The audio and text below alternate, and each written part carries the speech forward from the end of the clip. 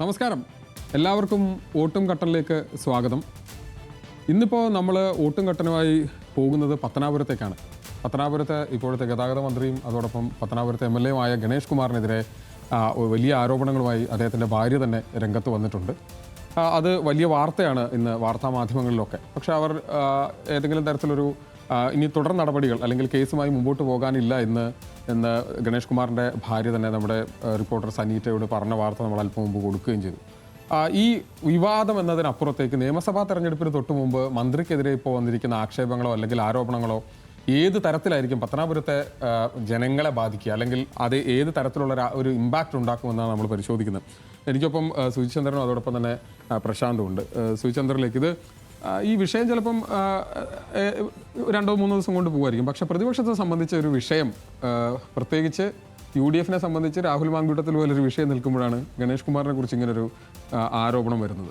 എന്ത് ഇമ്പാക്റ്റ് ആയിരിക്കും ഉണ്ടാക്കാൻ പോകുന്നതെന്നാണ് തോന്നുന്നത്? എൻ്റെ അഭിപ്രായത്തിൽ ഒരു ഇമ്പാക്റ്റ് ഉണ്ടാക്കാൻ പോകുന്നില്ല. 2 കാര്യങ്ങൾ കൊണ്ടാണ്. ഒന്ന്, ലിജോ തന്നെ ഇൻട്രഡക്ഷനിൽ പറഞ്ഞ പോലെ ഒരു വലിയ വിഷയം വന്ന് ചാടിയിട്ടുണ്ട് എന്ന് പറയുന്നത് ഇതൊരു വലിയ വിഷയമല്ല. ഇത് എക്സ്ട്രീംലി പേഴ്സണലായിട്ടുള്ളൊരു മാറ്ററാണ്. അതായത് ഒരു വ്യക്തിയുടെ വ്യക്തി ജീവിതത്തിലുണ്ടായ ഒരു കുടുംബ പ്രശ്നമാണിത്.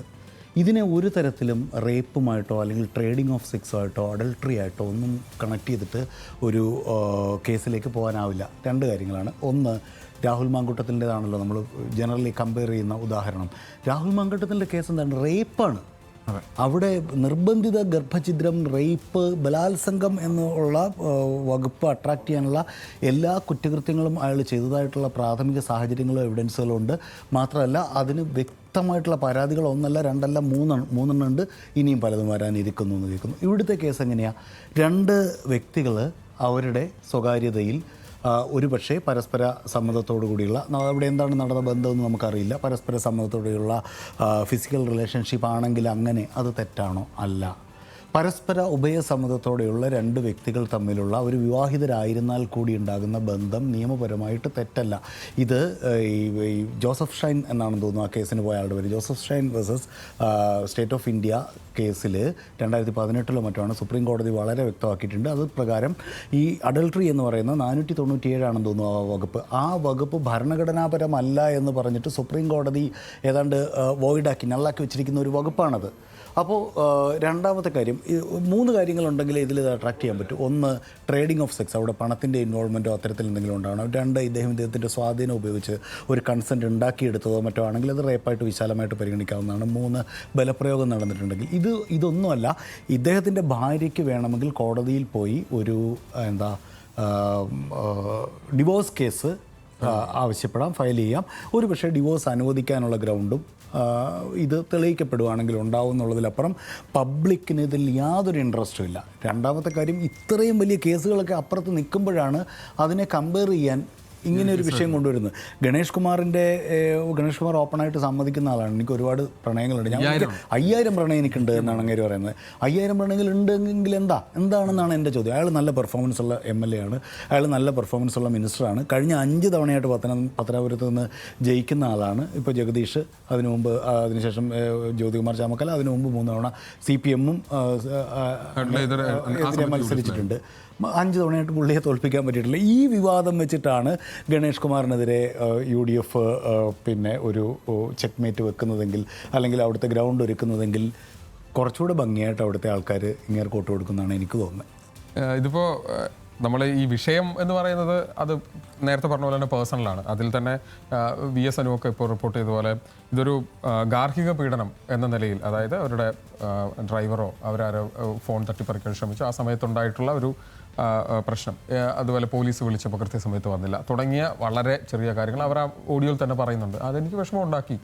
അതുപോലെ ഇപ്പോൾ 102ലേക്ക് വിളിക്കുന്നവർക്കൊക്കെ വട്ടാണെന്ന് പറഞ്ഞത്, വട്ടുള്ളവരാണോ വിളിക്കുന്നത് എന്നൊക്കെ വളരെ അവരെ സംബന്ധിച്ച് അവരത്രയും ഉള്ളിൽ തട്ടി തന്നെയാണ് പറയുന്നത്. കാരണം സ്വന്തം ഭർത്താവ് എന്ന നിലയ്ക്ക് അദ്ദേഹം ഇങ്ങനെ പറയാൻ പാടില്ലായിരുന്നു. വളരെ പൊളൈറ്റായിട്ടാണ് സംസാരിക്കുന്നത്. അവർ മിനിസ്റ്റർ എന്നാണ് എന്നെ അഭിസംബോധന ചെയ്യുന്നത്. വളരെ പൊളൈറ്റായിട്ടാണ് അവർ. ഇപ്പം പ്രശാന്തിനെ സംബന്ധിച്ചിടത്തോളം പാലക്കാട് അവരുടെ വീട് നേരത്തെ ഉണ്ടായിരുന്നു. ആ വിഷയം മാറ്റി നിർത്തിയാൽ രാഷ്ട്രീയമായി ഇപ്പം ഇത്തവണ മിക്കവാറും അവിടെ ജ്യോതികുമാർ ചാമക്കാല തന്നെ ആയിരിക്കും UDF-ന്റെ സ്ഥാനാർത്ഥി എന്ന് തോന്നുന്നു. ആ തരത്തിൽ എന്തെങ്കിലും ഒരു ഇമ്പാക്റ്റ് ഈ വിഷയം ഉയർത്തി രാഷ്ട്രീയമായി നേട്ടം ഉണ്ടാക്കാൻ കഴിയുമെന്ന് തോന്നുന്നുണ്ടോ? ഇല്ല എന്ന് തന്നെയാണ് എനിക്ക് തോന്നണം. കാരണം എന്താണെന്ന് വെച്ചാൽ നേരത്തെയും വിവാദങ്ങൾ ഉണ്ടായിരുന്നല്ലോ. സ്വാഭാവികമായിട്ട് ഉമ്മൻചാണ്ടിയുടെ വിവാദം ഉണ്ടായപ്പോൾ ആ വിവാദം ഉണ്ടായപ്പോഴും ഗണേഷ് കുമാറിന് പ്രത്യേകിച്ച് ഇളക്കൊന്നും തട്ടിയില്ല. ഭൂരിപക്ഷം കൂടുകയായിരുന്നു എന്ന് തോന്നുന്നു. 24,000-ലേക്ക് വർദ്ധിക്കുകയാണ് ചെയ്തത്. പ്രത്യേകിച്ച് അവിടെ NSSന് നല്ലൊരു ബാക്കപ്പ് ഉണ്ട്. സ്വാഭാവികമായിട്ട് ഇന്ന് തന്നെ പറഞ്ഞിരുന്നു, NSS പറഞ്ഞാൽ ഞാൻ വേണമെങ്കിൽ രാജിവെക്കാം, അങ്ങനെ ഒരു സ്റ്റേറ്റ്മെൻറ്റും കൂടി ഉണ്ട്. അപ്പോൾ സ്വാഭാവികമായിട്ട് അവിടെ അങ്ങനെ ഒരു വിലയിരുത്തൽ പ്രത്യേകിച്ചൊരു ഇഫക്റ്റും ഉണ്ടാക്കാൻ പോകുന്നില്ല ഈ ഒരു വിവാദം അല്ലെങ്കിൽ ഈ ഒരു പരാതി.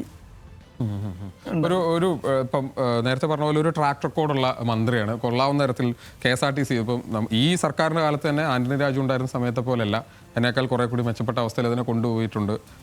10 കോടിയൊക്കെ ഡെയിലി കളക്ഷൻ ഉണ്ടാവുന്ന തരത്തിലേക്ക് കാര്യങ്ങൾ മാറിയിട്ടുണ്ട്. അത് ഇപ്പം തന്നെ ഫെസ്റ്റിവൽ അല്ലെങ്കിൽ പോലും ഉണ്ടാവുന്ന തരത്തിലേക്ക് കാര്യങ്ങൾ എത്തിയിട്ടുണ്ട്. അതോടൊപ്പം തന്നെ വിവിധ സ്ഥലങ്ങളിൽ വ്യത്യസ്തമായ തരത്തിലുള്ള ബസ് റൂട്ടുകൾ, ബസ് സർവീസുകൾ, മൂന്നാറിൽ വേറെ തരത്തിൽ എന്ന് തുടങ്ങി പുതിയ ഫീഡർ ബസ്സുകൾ തുടങ്ങി എന്തൊക്കെ ചെയ്യാവോ അതെല്ലാം കൃത്യമായി ചെയ്യുന്ന ഒരാളാണ്. പിന്നെ വ്യക്തിപരമായി പറയുന്ന പോലെ തന്നെ എനിക്ക് വ്യക്തിപരമായി ഇങ്ങനെ കുറേ കാര്യം, ഞാനൊരു സിനിമാക്കാരനാണ്, എനിക്ക് ഇന്ന ഓരോ കാര്യങ്ങളുണ്ട് എന്ന് പറഞ്ഞത് മാറ്റി നിർത്തിയാൽ, ഇപ്പോൾ പൊളിറ്റിക്കലി ഒരു കാര്യം കൂടെ പറയുമ്പോൾ ഈ തദ്ദേശ തെരഞ്ഞെടുപ്പിൽ UDF ഒരു ചെറിയ, അതായത് കൊല്ലം ജില്ലയിൽ പൊതുവിൽ UDF കോർപ്പറേഷൻ ഉൾപ്പെടെയുള്ള കാര്യങ്ങളിൽ നേട്ടം ഉണ്ടാക്കിയ കൂട്ടത്തിൽ പത്തനാപുരം മണ്ഡലത്തിൽ ഏതാണ്ട് 2,500 വോട്ടിൻ്റെ ഒരു ലീഡ് ഈ തദ്ദേശ തെരഞ്ഞെടുപ്പിലുണ്ട്.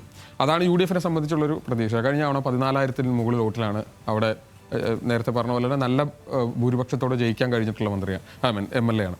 അപ്പോൾ അതുകൊണ്ട് തന്നെ ഇത് വേറെ ഏതെങ്കിലും തരത്തിലൊക്കെ പ്ലാൻ ചെയ്യുന്നത്, അതായത് നമ്മുടെ രാഹുൽ മാങ്കൂട്ടം വിഷയമൊക്കെ പറഞ്ഞുകൊണ്ട് അതിലേക്കൊന്ന് ബന്ധിപ്പിച്ച് അതിനെ ഒന്ന് നോർമലൈസ് ചെയ്യും. ഇപ്പോൾ രാഹുൽ മാങ്കൂട്ടത്തിൻ്റെ പോസ്റ്റ് തന്നെ വന്നു, ഇത്ര പെട്ടെന്നൊന്നും ടെൻഷൻ ആവല്ലേ, ഇത്ര വൈകാരികമായി പ്രതികരിക്കല്ലേ എന്നാണ്.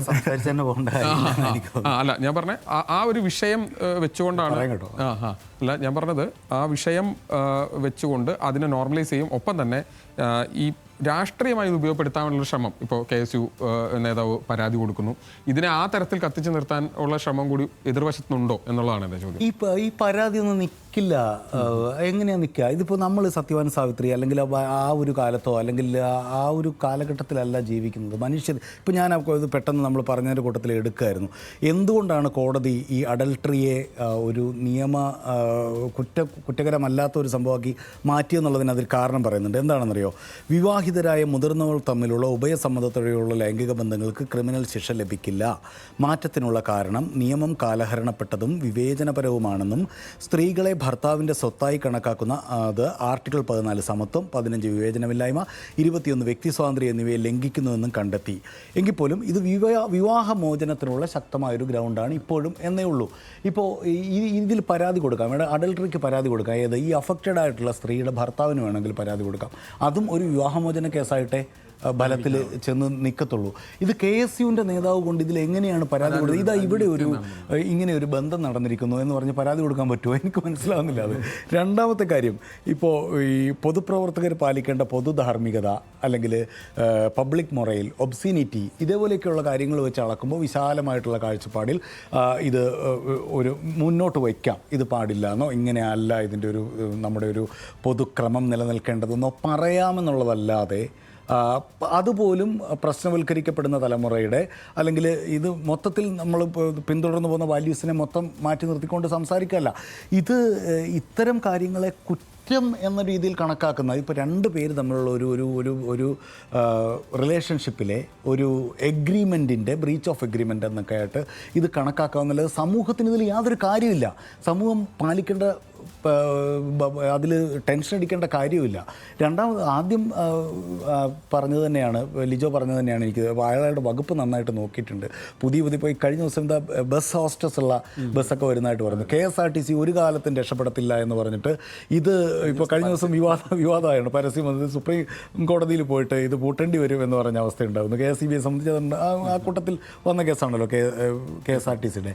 അപ്പോൾ അതൊക്കെ ലാഭത്തിൽ പോകുന്നു, ലാഭത്തിൻ്റെ ട്രെൻഡ് തുടർച്ചയായിട്ട് കാണിച്ചുകൊണ്ടിരിക്കുന്നു എന്ന് പറഞ്ഞാൽ അയാൾ കഴിവുള്ള മന്ത്രിയാണ്, കഴിവുള്ള MLA ആണ്. പിന്നെ വേറൊരു കാര്യം എനിക്ക് ഗണേഷ് കുമാറിനെ അംഗീകരിക്കാൻ തോന്നിയെന്ന് പറഞ്ഞാൽ, ഇത്രയും ഹീറ്റായിട്ടുള്ള ഒരു സിറ്റുവേഷനിൽ നിന്നിട്ടും പ്രണയമില്ലാത്തവർ മണ്ടന്മാർ എന്നൊക്കെ പറയുന്ന പുള്ളിയുടെ ഒരു ഞാനും അതാ പറയാൻ വന്നത്. ഒരു ധാർമ്മികത എന്ന ഉദ്ദേശമൊന്നും ഇതിനെ ഒരു തരത്തിലും ഗണേഷ് കുമാറിന്റെ അടുത്തേക്ക് അതുമായി ചെല്ലാൻ പറ്റും. പുള്ളി എനിക്ക് ഒരുപാട് പ്രണയമുള്ള ആളാണ്, എനിക്ക് ഒരുപാട് റിലേഷൻഷിപ്പ് ഉള്ള ആളാണ്, ധാരാളം സ്ത്രീകളായിട്ട് എനിക്ക് പ്രണയമുണ്ട്. നിങ്ങൾക്ക് എന്താ എന്ന് ചോദിച്ചു കഴിഞ്ഞാൽ അവിടെ തീർന്നു. അതെ, അതാ പറഞ്ഞത്. ഈ സ്ത്രീകൾക്ക് ആർക്കെങ്കിലും പരാതിയുണ്ടല്ലോ? ഇപ്പോൾ ഈ ലിജോ സൂചിപ്പിച്ചു വന്നല്ലോ, നമ്മൾ പറയാൻ തക്ക മെറിറ്റ് ഇല്ലാത്ത കാര്യമാണെങ്കിൽ പോലും ഇപ്പോഴേ ഇങ്ങനെ ടെൻഷൻ ആയാൽ എങ്ങനെയാ എന്ന് പോസ്റ്റിട്ട് ആരാന്നറിയോ?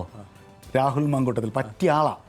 ഏത് rape case back to back വന്ന് നിൽക്കുകയാണ്. അതും ആ റേപ്പ് കേസ് എഴുതി വെച്ചിരിക്കുന്ന വകുപ്പുകളൊക്കെ വായിച്ചു കഴിഞ്ഞാൽ നമ്മുടെ തല പെരുത്തുവോ? അങ്ങനത്തെ ഒരാളാണ് വന്ന് ഈ പറയുന്നത്. അപ്പോൾ അതും ഇതും തമ്മിൽ യാതൊരു കമ്പാരിസണും ഇല്ല. ഇത് ആ തരത്തിലൊന്നും ഇലക്ട്രൽ ഗ്രൗണ്ടിൽ ബാധിക്കാനും പോകുന്നില്ല. പത്തനാപുരത്തെ ഇപ്പോൾ സ്വാഭാവികമായിട്ട് ചാമക്കാലയാണ്. ചാമക്കാല ഇത്തവണ ഒരു ഗ്രൗണ്ട് ഒരുക്കുന്നതിന്റെ ശ്രമമായിട്ട് ഉള്ള കാര്യങ്ങളൊക്കെ നടന്നുകൊണ്ടിരിക്കുമ്പോഴാണ് ഈ വിഷയം ഉണ്ടാകുന്നത്. അതിനെ ആ തരത്തിൽ കത്തിക്കാനൊരു ശ്രമമാണ് എനിക്കൊന്ന് കോൺഗ്രസും അല്ലെങ്കിൽ അല്ല, അത് ഉണ്ടാവുന്നതാണ്. കാരണം എന്താ വെച്ചാൽ സ്വാഭാവികമായിട്ട് അതിലെ ആ വിഷയത്തിലെ ഒരു ചെറിയ ഒരു കണ്ടന്റ് ഉണ്ടല്ലോ, അത് പ്രചരണ വിഷയം തന്നെയാവും, അത് ഉറപ്പാണ്. അത് കോൺഗ്രസ്സുകാർ കത്തിക്കുകയും ചെയ്യും, അതിൽ സംശയമൊന്നുമില്ല. അത് തെരഞ്ഞെടുപ്പിൻ്റെ പശ്ചാത്തലത്തിൽ പ്രത്യേകിച്ച് ലീഗലായിട്ടുള്ള പ്രത്യേകിച്ച് ഒന്നും ഉണ്ടാവില്ലെങ്കിലും അവർക്കുള്ള കവലപ്രസംഗങ്ങളിൽ ഉപയോഗിക്കാൻ പറ്റുന്ന ഒരു ആയുധം തന്നെയാണ്, ഒരു വിഷയം തന്നെയാണ് അത്. അതിൽ സംശയമില്ല. മാധ്യമങ്ങൾ ഉപയോഗിക്കും. ധാർമ്മികതയോ അല്ലെങ്കിൽ മറ്റു കാര്യങ്ങളോ പബ്ലിക് മൊറയിൽ ഇതൊന്നും വെച്ചിട്ടല്ലല്ലോ മാധ്യമങ്ങൾ. ഒരു കണ്ടന്റ് ഉണ്ട് അതിന്, സെൻസിറ്റീവ് കണ്ടന്റ്. ഇപ്പോൾ വളരെ വേഗത്തിലാണ്. അതായത് ഇവിടെ വരുന്നു പ്രചാരണ വിഷയത്തിൽ മറ്റു കുറേ വിഷയങ്ങളൊക്കെ വരുന്നു. പ്രത്യേകിച്ച് KSRTC വളരെ കൃത്യമായി ഇത്തവണത്തെ LDF സർക്കാർ ഉപയോഗിക്കുന്ന ഒരു പ്രചാരണ വിഷയമാണ്. കഴിഞ്ഞ ഉമ്മൻചാണ്ടി സർക്കാരിന്റെ കാലത്തുള്ളത് പോലെയല്ല എന്ന് പറയുന്നത്. KSRTCയുടെ ടൂറിസം ആയിട്ട് ബന്ധപ്പെട്ടുള്ള ടൂറിസം സ്പോട്ടിൽ അതൊക്കെ വളരെ സക്സസ് ആണ്. വളരെ അല്ല, ആ സാധനമൊക്കെ വെച്ച് സംസാരിക്കുമ്പോഴാണ് അതിനെയൊക്കെ മറികടക്കുന്ന ഒരു, അല്ലെങ്കിൽ കഴിഞ്ഞ ഉമ്മൻചാണ്ടി സർക്കാരിൻ്റെ കാലത്തുള്ള പ്രശ്നവും ഇപ്പോഴത്തെ പ്രശ്നവും ചർച്ചയാക്കുകയും ആ വകുപ്പിനെ നയിക്കുന്ന മന്ത്രി എന്ന നിലയ്ക്ക് അതിൽ നല്ല പേരുണ്ടാക്കുകയും ചെയ്തിട്ടുള്ള, ഞാൻ നന്നായാണ് ഇത് കാര്യങ്ങൾ ഡീൽ ചെയ്യുന്നതെന്ന് പറയുകയും ചെയ്യുന്ന ഒരു മന്ത്രി, അതോ അങ്ങനെ ഒരാൾ അവിടെ ഗ്രൗണ്ടിൽ അത്യാവശ്യം പണിയെടുക്കുന്ന ഒരാൾ നിലയ്ക്ക് അദ്ദേഹത്തിനെതിരെ ഉപയോഗിക്കാൻ കഴിയുന്ന തരത്തിലൊരു വിഷയം എന്നതിനപ്പുറത്തേക്ക് ഇതിന് ഈ പറഞ്ഞ പോലെ എനിക്ക് തോന്നുന്നത് നീണ്ടു നിൽക്കാൻ പോലും സാധ്യതയില്ലാത്തൊരു വിഷയം. സ്വന്തം ഭാര്യ പറയുന്നത് ഒരു പക്ഷേ ഈ സ്ത്രീകൾക്കിടയിലൊക്കെ ചെറിയ ചലനമൊക്കെ ഉണ്ടാക്കിയേക്കാം. പക്ഷേ എങ്കിൽ പോലും ഉണ്ടല്ലോ, അത് ഏതെങ്കിലും തരത്തിലുള്ള ഒരു കേസായിട്ട് മാറണമെങ്കിൽ ഒരു ഗാർഹിക പീഡനം അട്രാക്റ്റീവ് എന്നൊക്കെയല്ലേ ഇവിടെ പറയുന്നത്. ഗാർഹിക പീഡനം എന്ന് പറഞ്ഞാൽ ഈ ഫോണിൽ ഏതോ ഒരു കാണാൻ പാടില്ലാത്ത സാഹചര്യത്തിൽ ഞാൻ എൻ്റെ ഭർത്താവിനെ കണ്ടെന്നോ അപ്പോൾ പകർത്താൻ ശ്രമിച്ചെന്നോ ഫോൺ തട്ടിപ്പറിക്കാൻ ശ്രമിച്ചെന്നാണ്. അപ്പോൾ പോലും നമുക്ക് സനിറ്റയ്ക്ക് കൊടുത്ത ഓഡിയോയിൽ പോലും അവർ പറയുന്നത് എൻ്റെ നിന്ന് ഫോൺ കവരാൻ ശ്രമിച്ചു എന്നാണ്, അവരെ ഉപദ്രവിക്കാൻ ശ്രമിച്ചു എന്ന് പറയില്ല. ഇനി അവർ പോലീസിൽ 112 വിളിച്ചു എന്ന് പറയുന്നു. പോലീസ് വന്നു. ഇനി പോലീസ് അവിടെ വന്നു എന്ന് കരുതുക, പോലീസിന് എന്ത് ചെയ്യാൻ പറ്റും? ചെയ്യാൻ പറ്റില്ല. 2 മനുഷ്യർ ആ മുറിക്കകത്തുണ്ട്, കയറി നോക്കണം പോലീസിന് നോക്കാൻ പറ്റുമോ? നോക്കാൻ പറ്റില്ല. അവിടെ ആകെ ചെയ്യാൻ പറ്റുന്ന ഈ രീതി കേസ് മുന്നോട്ട് പോകുകയാണെങ്കിൽ, മൂന്നാമത് നമ്മൾ പറയുകയാണെങ്കിൽ ഡിവോഴ്സ് കേസിന് നല്ല ഗ്രൗണ്ടായിട്ട് അവർക്ക് ഉപയോഗിക്കാം എന്നുള്ളതിലപ്പുറം അല്ല, അവർ പരാതിയായിട്ട് പോകുന്നില്ല എന്ന് അവർ ഓൾറെഡി പറഞ്ഞിട്ടുണ്ട്. അതാണ് വേറൊരു കാര്യം. എനിക്ക് പരാതിയൊന്നുമില്ല, ഞാൻ സേഫാണ്, ഞാൻ പാലക്കാട് എത്തിയെന്ന് അവർ പറയുന്നുണ്ട്. അപ്പോൾ നേരത്തെ പ്രശാന്ത് പറഞ്ഞല്ലേ, ഞാൻ വീണ്ടും തുടങ്ങണം. അതായത് ഒരു രാഷ്ട്രീയമായി ഒരു കുറച്ച് ദിവസത്തെ ചർച്ചകൾക്കും ഒരു രാഷ്ട്രീയ ചർച്ചകൾ എന്നതിനപ്പുറത്തേക്ക് ലീഗലി ഏതെങ്കിലും തരത്തിലല്ല, ഈ ഒരു തെരഞ്ഞെടുപ്പ് അടുത്ത് നിൽക്കെ അതും മന്ത്രി KB ഗണേഷ് കുമാർ ഇപ്പോൾ ഒരു CPM നേതാവിനെതിരായിരുന്നതിൽ പോലും പക്ഷേ ഇത് വേറെ തരത്തിൽ ഒക്കെ ആയിരിക്കും എന്നൊരു. പക്ഷേ ഗണേഷ് കുമാറിൻ്റെ അടുത്ത് ഇത് ചില ഭാഗത്ത് ഒരു സബ്ജക്റ്റ് കൂടിയാണെന്നാണ് എനിക്ക് തോന്നുന്നത്. ഗണേഷ് നേരിട്ട് ഒന്നും പറയുന്നേ, ഇത് രാഷ്ട്രീയ ധാർമ്മികത അവിടെ നിൽക്കട്ടെ, ഞാൻ KSRTC എന്തുണ്ടാക്കി എന്ന് പറയുന്നൊക്കെ പറഞ്ഞ് പുള്ളി അങ്ങോട്ട് സംസാരിച്ചു.